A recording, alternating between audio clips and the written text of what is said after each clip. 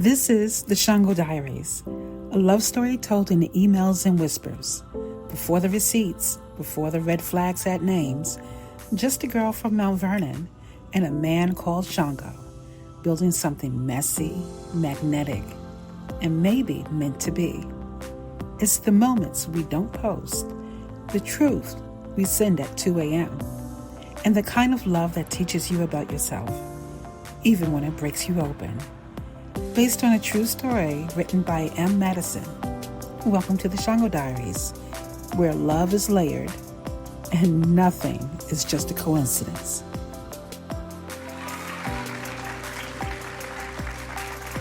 Come here. Yeah, right here. Listen, sometimes love is fireworks, and sometimes it's the quiet afterwards. The moment when one text, one voice, one touch pulls you back from the ledge. This week, Monica's in deep, loving harder, holding tighter, and saying the kind of truth you can't take back. She's not wondering if he's the one anymore. She's already living like he is. Even when the fears creep in, even when the tears hit her in the middle of 42nd Street. Because real love is not just passion, it's the anchor that keeps you from drifting away. And in week 29, that anchor has got a name and a voice and a way of pulling her back every single time. Come on, press play. Let's go there. Hey there, you. Settle in, maybe grab that drink, because today we're opening up something really compelling. We're heading back to 2008. We are. We're looking at the Shango Diaries, specifically week 29. This is M. Madison's writing, giving us this incredible slice of, well, early online dating life. Yeah, think of it like we're pulling up a chair with you, just digging into the emails, the whole roller coaster between Monica and Shango. Mm-hmm. And, even though it's 2008, we're looking for those things that just don't change, right? About connection, about commitment, what it really means to be there for someone. Totally. So if you're maybe new to exploring the Shango Diaries with us, let's just quickly recap where things stood. We've seen Monica's emails. They're like part love letter, part life plan. Definitely. She's juggling real estate, voiceover work, that New York heat, and this connection with Shango. And Shango, he's got this sort of improvisational vibe, rolling cigars, navigating intimacy, maybe dodging heartbreak a little. Yeah, it's a different energy, like jazz almost, finding connection in maybe unexpected ways. Right. And in episode 27, we talked about how their intimacy wasn't just physical. It was in quiet moments, shared culture, Alvin Ailey, Zen corners. Yeah. They were kind of building something unique. Curating a legacy, doing it their way. Then episode 28, Loving Always Loud. That was Monica really sitting with that tension, wasn't it? Right. Between freedom and connection. Mm-hmm. Holding both lust and this deep longing, learning what it means to be loved well. Okay, so with all that in mind, let's turn the page. Let's get into week 29. It starts off, wow, really intense, June 21st to 23rd. Oh, absolutely. It kicks off with a bang, you could say. It really could. Shango's email early Saturday morning, June 21st. It's incredibly direct. He mentions playing with Doji. Sounds like a pet, right? He's like it, yeah. And then he just flat out says he needs to be physically close to her. Like really close. Need to be between those thighs and rock myself to sleep inside you. Yeah, I mean, the directness there is pretty striking. It's unfiltered, sets a very physical tone right away. No kidding. Raw desire. Exactly. No ambiguity at all. In Monica.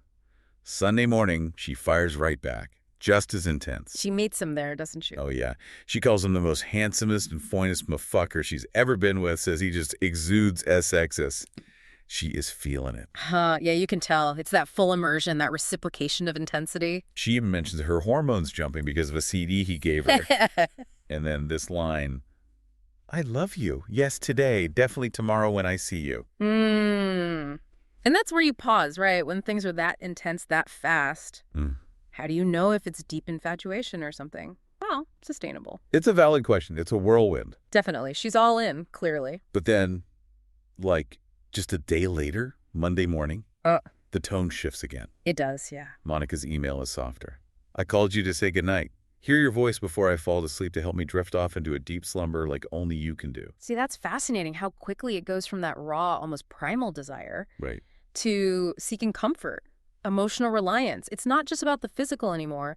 It's about feeling safe, soothed. It really shows that evolution, doesn't it? Beyond attraction to something, like foundational. Exactly. That comfort piece seems to build really fast for them. Which kind of sets the stage for what happens next, right? We jump ahead a few days to Friday, June 27th, and Monica's email. Whoa. Different vibe entirely. Completely different. The subject line alone, in case you didn't know. Yeah, that gets your attention. And she starts with, I'm in this with you for the long haul. Boom. Laying it right out there. This is a huge moment. No games. None. She's demanding clarity. It's incredibly brave, honestly, to put yourself out there like that, especially when you sense hesitation. And she senses it. She says, I get the impression that you're getting cold feet. Then tells him, basically, if you change your mind about wanting me, wanting a family, you need to tell me. Right. She's not just being vulnerable. She's setting a standard for communication. She's saying, be honest, even if it's hard. That takes courage. So much courage. Oh. And respect for herself, too. Absolutely. She's creating that space for the tough conversations, not letting things fester. She goes on, you have no idea how much I want this to work for us, but you have to want as much as I do. And she mentions a recent negative mention from him, even after a good day. She's noticing the little things. She's picking up on those subtle shifts, those anxieties, and she's calling it out, saying this needs to be reciprocal. Both people have to be rowing the boat, you know? Exactly. And then she just pours her heart out again. I really love you, and I'm so in love with you, Shango. I want to be with you. Yeah. And she asks, am I scared? Do I have any fears? Fuck no.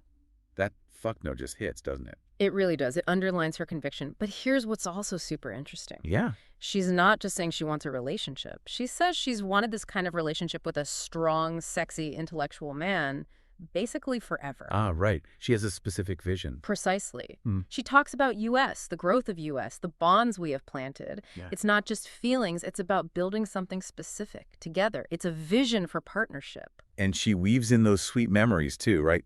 Him smiling at her, being silly with the dog, the way he said, you're crazy. But she heard amusement. And her heart smiling when he called her the one.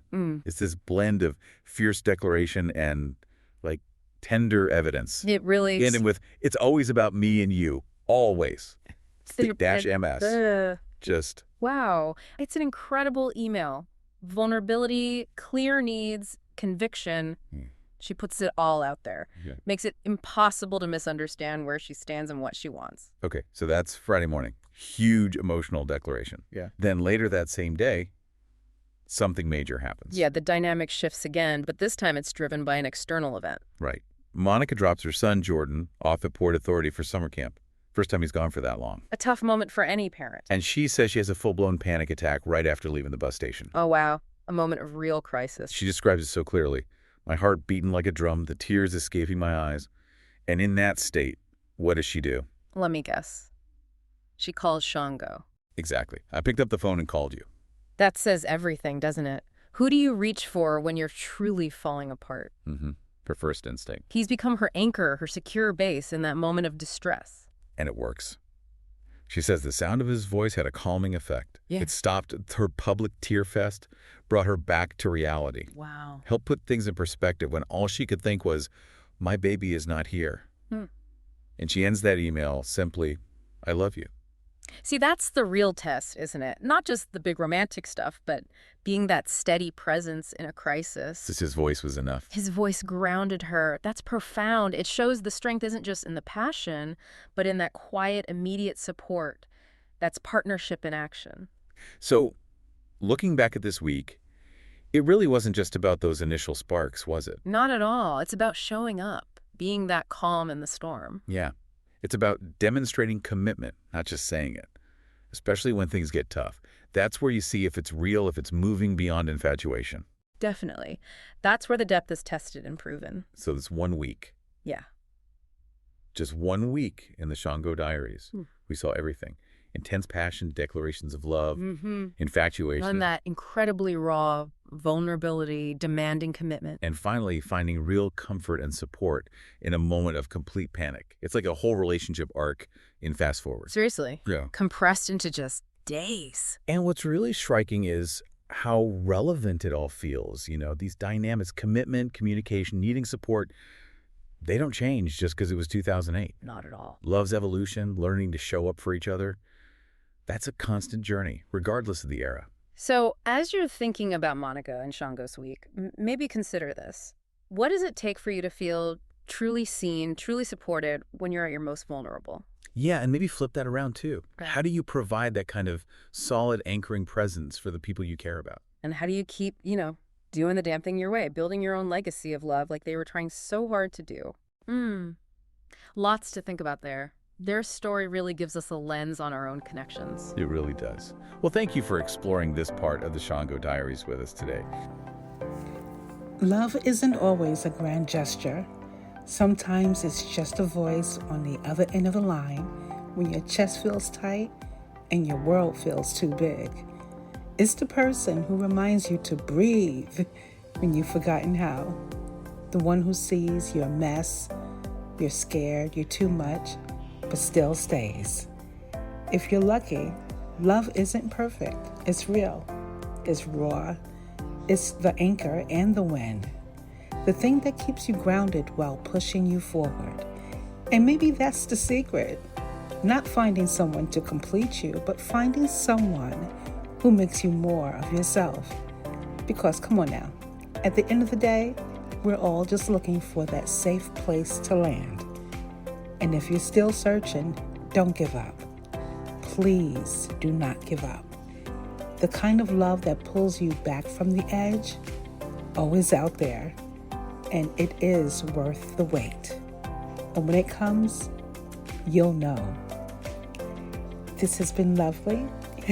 Thank you for joining us, and we'll see you next week.